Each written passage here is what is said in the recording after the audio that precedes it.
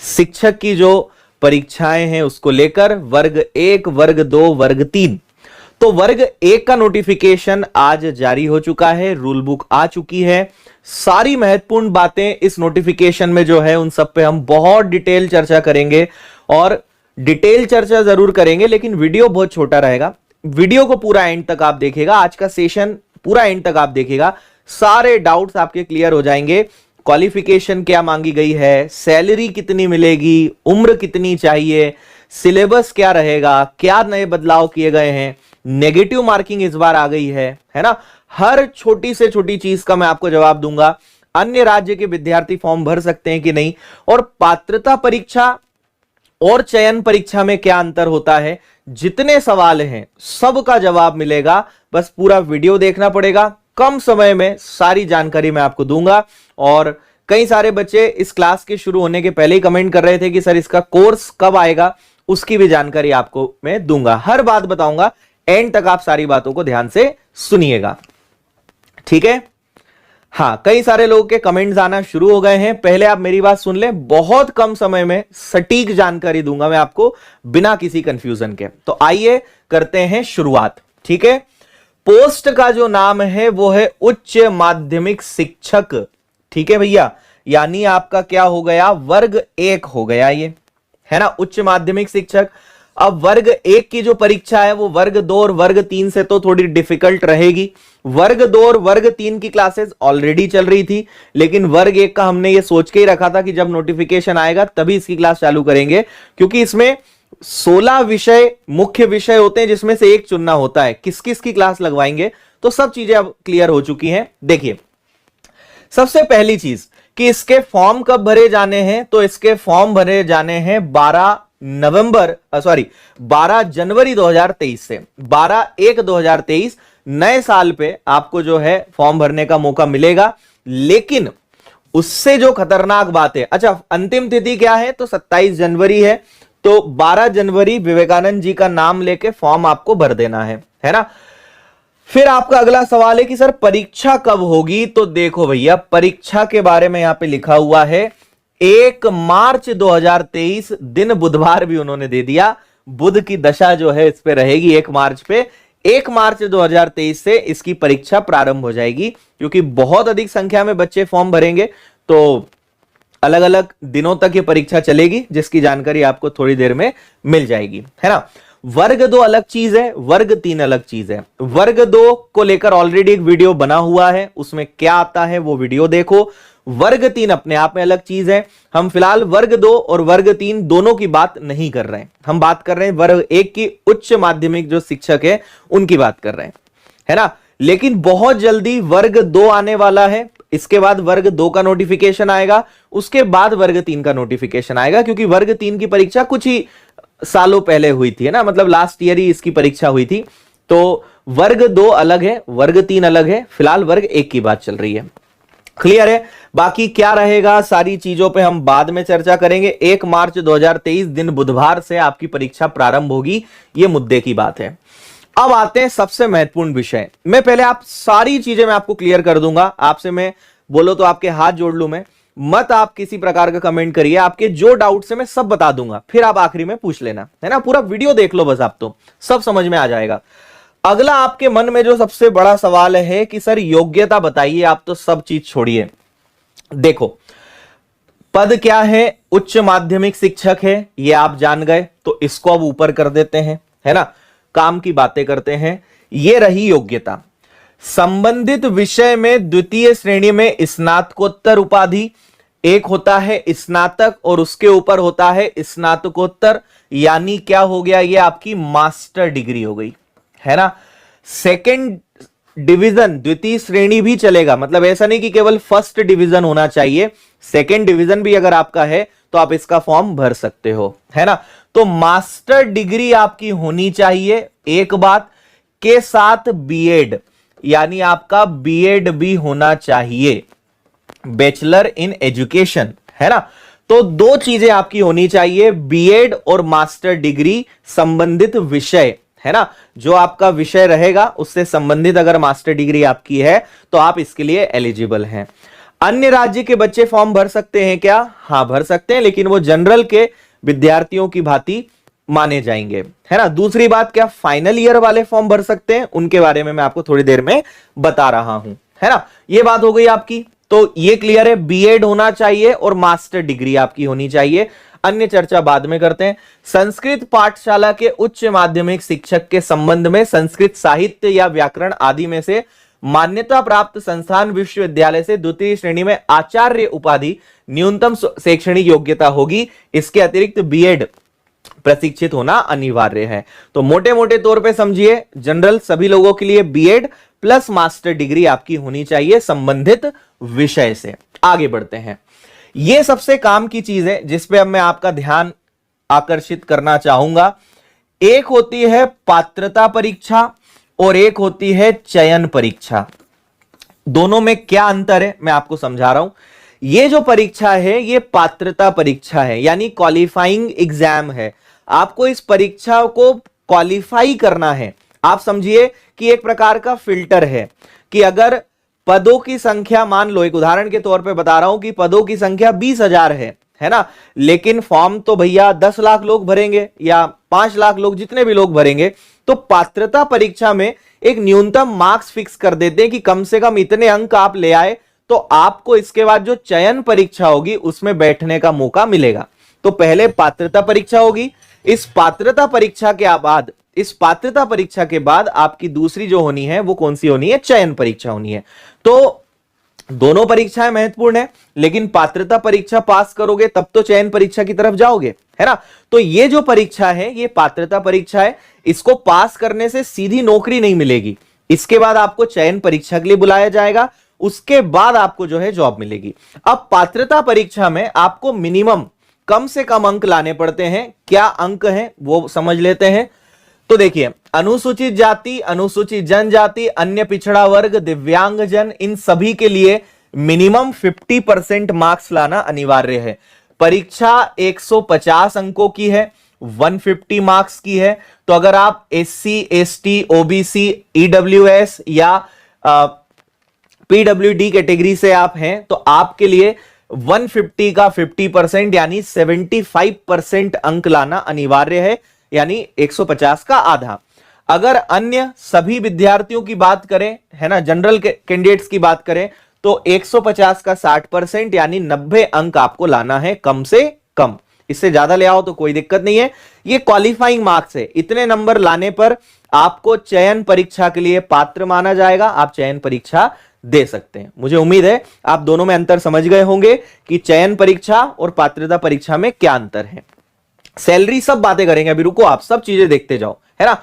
यही चीज यहां पे लिखी हुई है, अनुसूचित जाति जनजाति और ये सब जो है मध्य प्रदेश के मूल निवासियों, केवल उन्हें न्यूनतम 50% अंक लाना है जब उनके पास मध्य प्रदेश के समक्ष अधिकारी द्वारा जारी वैध प्रमाण पत्र उपलब्ध होगा। अन्य राज्य के आवेदकों के लिए न्यूनतम अंक 60% होंगे। तो इससे क्लियर हो गया, दूसरे राज्य के बच्चे फॉर्म भर सकते हैं और उनके लिए 60% अंक उन्हें लाना पड़ेगा।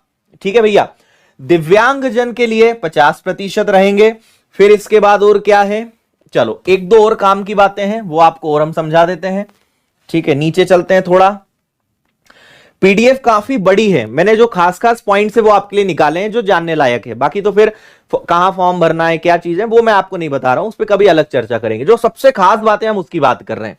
चलो अगला है शिक्षक पात्रता परीक्षा में अर्हकारी अंक प्राप्त करने मात्र से नियुक्ति हेतु कोई दावा नहीं किया जा सकेगा। विभागों द्वारा निर्धारित नियुक्ति की अन्य समस्त शर्तें पूर्ण करने पर कार्रवाई की जाएगी। ठीक है, अब देखो इस परीक्षा की जो वैधता है वो आजीवन है। मतलब क्या है, इसमें आपको बताता हूं। ऐसा नहीं है कि आपको बार बार पात्रता परीक्षा देनी है। आप एक बार पात्रता परीक्षा में क्वालिफाई कर लो, जो मिनिमम मार्क्स है वो आप ले आओ। इसके बाद आपको कभी भी अगर वर्ग 1 की भर्ती निकलती है तो आपको केवल चयन परीक्षा में शामिल होना है। मतलब पात्रता परीक्षा आपको बार बार नहीं देनी है, एक बार दे दिया तो आपको आगे फिर पात्रता परीक्षा नहीं देनी है। जब भी शासन के द्वारा चयन परीक्षा का आयोजन किया जाएगा या जब आवेदन मांगे जाएंगे तो आपको सीधा अप्लाई करना है, भले 2 साल 4 साल 8 साल 50 साल बाद की बात हो। आजीवन इसकी वैधता है, बार बार पात्रता परीक्षा नहीं देनी है, एक ही बार देनी है, बस यही इसका मतलब है। आजीवन वैधता लागू होगी। 2018 अथवा इसके बाद आयोजित शिक्षक पात्रता परीक्षा में अभ्यर्थियों को पुनः पात्रता परीक्षा में सम्मिलित होने की आवश्यकता नहीं है। यानी जिन्होंने 2018 या अब जो परीक्षा देंगे उनको बात फिर से पात्रता परीक्षा देने की जरूरत नहीं है। उम्मीद है आप ये पॉइंट समझ गए होंगे। और काम की बातें सुने। शिक्षकों के रिक्त पदों पर नियुक्ति हेतु विभाग द्वारा विज्ञापन जारी कर शिक्षक चयन परीक्षा आयोजित की जाएगी, जिसके बारे में मैंने आपसे कहा कि बाद में चयन परीक्षा आयोजित की जाएगी। शिक्षक पात्रता परीक्षा में अभ्यर्थियों को शिक्षक चयन परीक्षा में सम्मिलित होना होगा। नियुक्ति के लिए विज्ञापन एवं प्रक्रिया राज्य शासन के आदेश द्वारा रहेगा। तो बाद में चयन परीक्षा होगी। ये आपको पॉइंट क्लियर है? ठीक है। अब आते हैं उन बच्चों के बारे में जो ये पूछ रहे हैं कि सर अगर हम लास्ट ईयर में हैं तो क्या फॉर्म भर सकते हैं। देखो, शिक्षक पात्रता परीक्षा में भाग लेने वाले आवेदक जो निर्धारित शैक्षणिक व्यावसायिक योग्यता अर्जित करने के अंतिम वर्ष में है, वे भी पात्रता परीक्षा में बैठने हेतु मान्य होंगे। मतलब अगर आप लास्ट ईयर है तो आप फॉर्म भर सकते हो, ये इन्होंने यहां पे बोल दिया है ना। और क्या बात है भाई, और कुछ इसमें खास है? इसके अलावा अंतिम वर्ष में अध्ययनरत नहीं है तो उन्हें अनुमति नहीं होगी। यानी लास्ट ईयर वाले फॉर्म भर सकते हैं। खुश हो जाओ लास्ट ईयर वाले भी। चलो, ये मैंने आपको बता दिया क्या? हाँ, यहां उम्र की बात कर लेते हैं। ये तो आपको बता दिया कि आपको डॉक्यूमेंट्स लाना है, गलत जानकारी दोगे भगा देंगे आपको, वो तो बात ठीक है, छोड़ो। शिक्षक पात्रता परीक्षा में भाग लेने के लिए 1 जनवरी 2023 को आपकी जो उम्र है वो 21 वर्ष होनी चाहिए। मिनिमम एज आपकी 21 ईयर्स की है, 21 वर्ष की है, वो भी 1 जनवरी 2023 के अनुसार। इससे ज्यादा है कोई दिक्कत नहीं, लाइफ टाइम वैकेंसीज है ये। मिनिमम एज 21 ईयर्स है, बाकी कोई दिक्कत परेशानी नहीं है। चलिए, ये आ गई भैया आपकी मुद्दे की बात कि सर पैसा कितना मिलेगा। ठीक है, तो देखो यहां लिखा हुआ है कि 36 न्यूनतम वेतन 36,200 प्लस महंगाई भत्ता, जो डियरनेस अलाउंस होता है, जो भी महंगाई भत्ता होता है शासन का नियम के अनुसार, वो चीजें रहेंगी, है ना। तो ये बात हो गई, आगे आप समझदार हैं। एक चीज जो आपको पता होनी चाहिए और वो है निगेटिव मार्किंग। ठीक है, जैसे अन्य परीक्षाओं में नेगेटिव मार्किंग होती है, वैसे ही इसमें भी अब नेगेटिव मार्किंग आपको देखने को मिलेगी 25% की, या आप ऐसे समझ लीजिए कि 4 गलत प्रश्नों पर 1 नंबर आपका कटेगा, जिसको हम बोलते हैं 0.25 की नेगेटिव मार्किंग, है ना। प्रत्येक प्रश्न 1 अंक का होगा, ऋणात्मक मूल्यांकन होगा, प्रति 4 प्रश्नों के गलत उत्तर पर 1 अंक कटेगा। 4 गलत जवाब दिए तो 1 नंबर कटेगा, यानी 0.25 की नेगेटिव मार्किंग यहां देखने को आपको मिलेगी। ठीक है भैया, ओके है। चलो, इसके बारे में शायद हमने आपको बता ही दिया है। 500 रुपए फॉर्म भरने की फीस है। ठीक है, स्कूल शिक्षा विभाग 100 रुपए लेगा, टोटल 600 रुपए होंगे। अन्य वर्गों के लिए 250 प्लस 50 300 रुपए। तो जनरल के बात करें, अगर जनरल के विद्यार्थियों के लिए तो 600 रुपए, एसटी, एससी, ओबीसी, ईडब्ल्यूएस इन सब के लिए 300 रुपए, और निशक्त जन यानी इसके अलावा अगर हम निशक्त अभ्यर्थियों के लिए बात करें तो उनके लिए भी 300 रुपए, और आवेदन पत्र जमा करने के लिए एमपी ऑनलाइन का 20 रुपए का शुल्क अलग से होगा। और मध्य प्रदेश के बाहर के विद्यार्थी हैं तो उनके लिए भी 600 रुपए का फॉर्म भरेगा, है ना। ये स्क्रीनशॉट आप ले लीजिए। एग्जाम सेंटर कहां कहां रहेंगे उसकी जानकारी यहां पर है। कोर्स की इंफॉर्मेशन मैं आखिरी में देता हूं, पहले पूरा नोटिफिकेशन समझ लो, क्योंकि नोटिफिकेशन इतना बड़ा है। और ये नोटिफिकेशन क्या है, कुंभ मेले जैसे हैं, कभी कभी देखने को मिलते हैं, तो इनको ना कई बच्चे समझ ही नहीं पाते कि सर ये होता क्या है। तो मैं आसान भाषा में समझाने का प्रयास कर रहा हूं, पहले वो समझ लेते हैं, फिर बाद में बाकी चर्चाएं करेंगे। ठीक है, सेशन अच्छा लग रहा है, लाइक जरूर करिएगा। अब आते हैं मुद्दे की बात कि सर पेपर कैसा होगा, है ना। आपका जो पेपर है वो 30 और 120 30 प्लस 120 में बटा रहेगा। ये जो 30 प्रश्न हैं ये सभी लोगों के लिए कॉमन रहेंगे, और ये जो 120 प्रश्न हैं ये आपका मेन सब्जेक्ट होगा, मुख्य विषय होगा जो आपको चुनना पड़ेगा। 30 प्रश्न सभी के लिए कॉमन रहेंगे, 120 जो प्रश्न हैं ये आपको चुनने हैं कि आप किस विषय में से चाहते हैं, और इसके 16 ऑप्शंस आपके पास हैं। देखिए, पहले 30 प्रश्नों की बात करते हैं।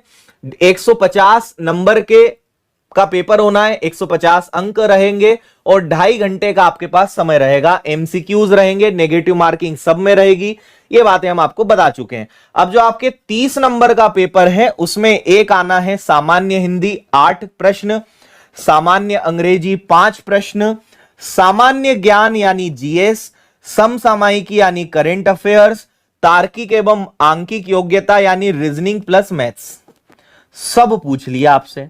और इतने 4 विषय को पढ़ने के बाद आपसे पूछे कितने जाएंगे, 7 प्रश्न इसमें से पूछे जाएंगे।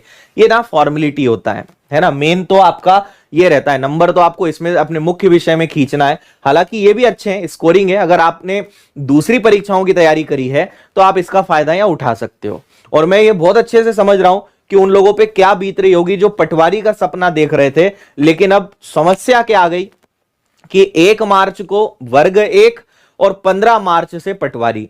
तो अब आपको कुछ एक राह पकड़नी पड़ेगी, क्योंकि दोनों अलग अलग राह हैं। आप अजय देवगन तो हो नहीं कि 2 कार पे पैर रख के आप चलोगे, तो आपको एक राह चुननी है। पटवारी या वर्ग 1 में से आपको कुछ एक चुनना पड़ेगा। दोनों को भी मैनेज किया जा सकता है, लेकिन उसके लिए फिर आपको बहुत समय निकालना पड़ेगा, दोनों को मैनेज करने के लिए मेहनत करनी पड़ेगी। लेकिन अगर आप नए हैं और अभी तक पटवारी का सपना देख रहे थे, अब वर्ग 1 के लिए भी एलिजिबल हैं, कुछ एक चुन लो, है ना, दोनों में से कुछ एक चुनेंगे। समय कम है, काम बहुत करना पड़ेगा, क्योंकि ये आप इसको हल्के मत लेना। 2 महीने मतलब आप समझ रहे हो 2 महीने हैं, 2 महीने ही हैं, है ना, बहुत कुछ पढ़ना पड़ेगा आपको। और आखिरी में पेडागोजी है जिसके 10 प्रश्न रहेंगे, तो टोटल 30 प्रश्न 30 नंबर का। ये देते ही आपका अगला आ जाएगा 120 नंबर का प्रश्न। अब देखिए टोटल 16 विषय हैं, 16 सब्जेक्ट्स में से आपको कुछ एक चुनना है। 16 सब्जेक्ट्स में से एक चुनना है, कोई भी एक सब्जेक्ट चुनना है, और उसके 120 क्वेश्चंस रहेंगे और 120 मार्क्स रहेंगे, है ना। तो वो हिंदी भाषा, अंग्रेजी भाषा, संस्कृत भाषा, उर्दू, गणित, भौतिक, फिजिक्स, केमिस्ट्री, बायो, गृह विज्ञान, कॉमर्स, हिस्ट्री, ज्योग्राफी, है ना, पॉलिटिकल साइंस हो गया, इकोनॉमिक्स हो गया, कृषि हो गया, समाजशास्त्र, सोशियोलॉजी, इन 16 में से कोई एक विषय आपको चुनना है। ये सबसे महत्वपूर्ण है ना, मेन काम इसी का आपका रहेगा। तो ये आपको चुनना है, और यहां लिखा हुआ है अभ्यर्थी अपने स्नातकोत्तर उपाधि यानी मास्टर्स डिग्री के हिसाब से अपना विषय चुनना। ऐसा मत कर लेना कि मास्टर किसी और सब्जेक्ट से करा, हालांकि करोगे नहीं, शिक्षक हो आप, मास्टर किसी और विषय से कर लिया, चुन कुछ और लिया, ऐसा मत करना, भगा देंगे उठा के आपको बाद में। ठीक है, क्लियर है। तो जो साइंस स्ट्रीम वाले हैं वो अपने हिसाब से देख लो, जो लैंग्वेज लिटरेचर वाले हैं वो इसके हिसाब से देख लो। ये साइंस वालों का ग्रुप है, ये आपका वाणिज्य एक अलग हो गया, ये जीएस वाले हो गए। तो आप जिस सब्जेक्ट से रिलेटेड हैं वो आप देख लेना। बहुत लंबी लिस्ट है, बहुत कॉम्प्लिकेशंस हैं, उन पे अभी ज्यादा गहराई में नहीं जाते हैं। ठीक है, फर्स्ट ईयर वाले फॉर्म नहीं भर सकते हैं, लास्ट ईयर वाले फॉर्म भर सकते हैं, है ना।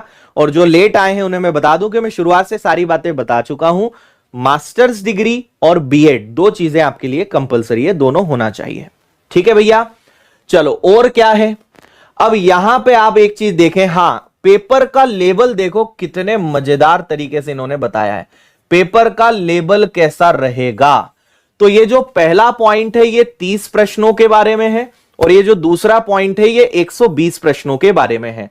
प्रश्न पत्र के भाग ए में सामान्य ज्ञान, अभी सिलेबस भी दिखा रहा हूं मैं आपको, है ना, समसामयिकी, घटनाक्रम, तार्किक आंकिक योग्यता, पेडागोजी, इन सब का लेवल स्नातक स्तर का रहेगा। ग्रेजुएशन लेवल का आपको नॉलेज होना चाहिए इन विषयों का, जैसे आप बाकी कंपटीशन एग्जाम्स की प्रिपरेशन करते हो उसी लेवल का जो भाग ए है, जो 30 नंबर का आपका पहला भाग है, उसका लेवल वही रहेगा, है ना। लेकिन जो 120 नंबर का जो आपका पेपर है उसका पाठ्यक्रम 9वीं 10वीं पर आधारित रहेगा, लेकिन पेपर का स्तर मास्टर्स डिग्री के लेवल पर रहेगा। कंफ्यूजन तो नहीं हुआ।